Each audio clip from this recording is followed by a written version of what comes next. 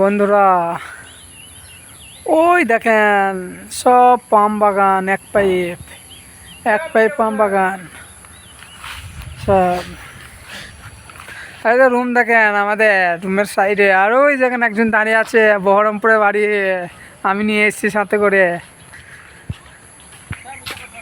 এই দেখেন সব এইখানে, মানে কি ইন্দোনেশিয়ার ছেলে তো, কোনায় বসে আছে লুকিয়ে, আরাম মারছি, ফাঁকি মারছি। এই দেখেন এইগুলি চারা লাগিয়েছে, সব পাম বাগান, ছোট ছোট চারা, হয়তো 1.5-2 বছরকার হবে।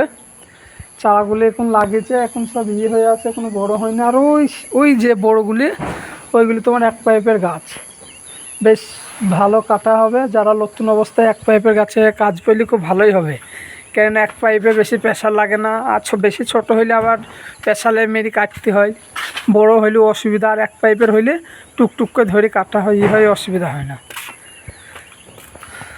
আর এখানে আমি ইন্দোনেশিয়ার একটা ছেলে বসে আছে, দেখাচ্ছি তোমাদেরকে। দাঁড়াও।